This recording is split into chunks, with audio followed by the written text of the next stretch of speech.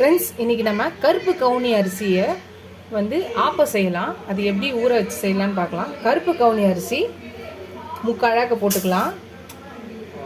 அரை அழாக்கு பச்சரிசி, அரை அழாக்கு இட்லி அரிசி, அரை அழாக்கு பார்த்திங்கன்னா உளுந்து. நான் கருப்பு உளுந்து வெள்ளை உளுந்து ரெண்டும் சேர்த்து போட்டிருக்கேன்.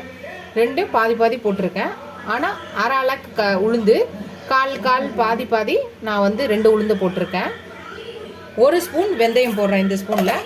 இப்போ இது நல்லா 3லேருந்து 4 வாட்டி வாஷ் பண்ணி எடுத்துகிட்டு வந்துடலாம். நல்லா கழுவி எடுத்துகிட்டு வந்தாச்சு. 3லேருந்து 4 வாட்டிக்கு மேலே இதை ஓவர் நைட் ஊற வைக்கிறோம். இல்லைன்னா ஒரு 6லேருந்து 7 மணி நேரமாவது இது ஊறணும். இது ஊறினதுக்கப்புறம் பார்க்கலாம். ஃப்ரெண்ட்ஸ், நம்மளோட கருப்பு கவுனி அரிசி ஆப்பத்துக்கு ஊற வச்சுருந்தோம் இல்லையா, ஓவர் நைட் ஊற வச்சாச்சு. இப்போ இதை நம்ம அரைச்சிடலாம். மிக்சி ஜாரில் கிரைண்டரில் எது வேணாலும் இல்லைங்களா, நான் இப்போ மிக்சி ஜாரில் போடுறேன்.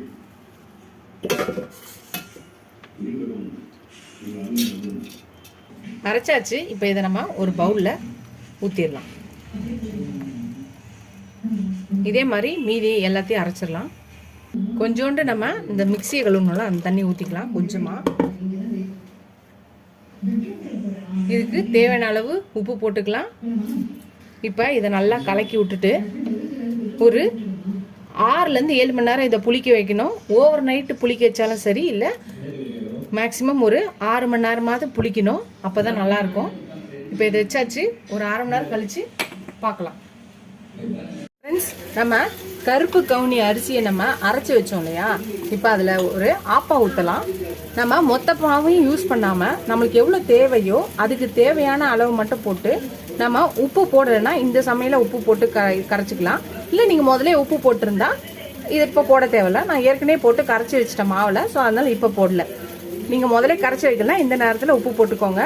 அதே மாதிரி இந்த மாதிரி அரிசிகளையோ சிறுதானியங்களையோ நம்ம அரைச்சி வைக்கும்போது மேக்ஸிமம் 2லேருந்து 3 நாள் தான் அதை யூஸ் பண்ண முடியும். அதுக்கப்புறம் நீங்கள் வச்சுருந்தீங்க அது ரொம்ப ரொம்ப புளிச்சிரும். அதனால் அப்படி அரைச்சிங்கன்னா 2லேருந்து 3 நாளுக்குள்ளே அதை யூஸ் பண்ணிவிடுங்க.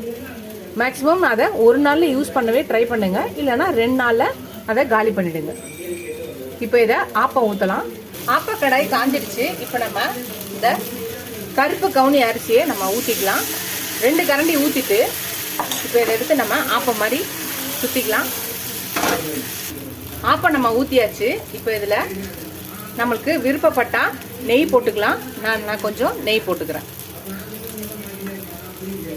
இப்போ இதை மூடி வச்சு வேக விடலாம். வெந்தோடனே பார்க்கலாம். இப்போ வெந்துருச்சான்னு ஓப்பன் பண்ணி பார்க்கலாம். வெந்துடுச்சு.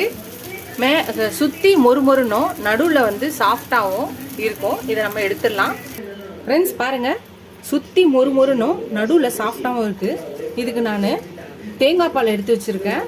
தேங்காய் பால் நாட்டு சக்கரை போட்டு இப்போ இதில் இந்த தேங்காய் பாலை ஊற்றி இது நல்லா ஊற வச்சு சாப்பிட்டோன்னா டேஸ்டாகவும் இருக்கும், ரொம்ப ஹெல்த்தியானதும். இது இந்த கருப்பு கவுனி அரிசிலாம் அந்த காலத்தில் ராஜாக்கள் தான் பயன்படுத்துவாங்களாம்.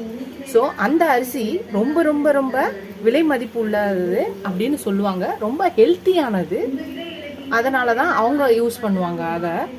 ஸோ அதனால தான் அது ரொம்ப ஹெல்த்தியானதுன்னு சொல்கிறாங்க. ஸோ நீங்களும் இந்த மாதிரி அரிசி வகைகளும் சிறுதானியங்களையும் இப்போ பயன்படுத்த ஆரம்பிச்சிங்கன்னா இந்த மாதிரி டிஃப்ரெண்ட்டாகவும் ஹெல்த்தியாகவும் கொடுக்கும்போது பசங்களுக்கும் அது சேரும், நம்மளுக்கும் அது சேரும், வருங்காலத்துக்கும் அது யூஸ்ஃபுல்லாக இருக்கும். நீங்களே இந்த ரெசிபி ட்ரை பண்ணி பாருங்கள்.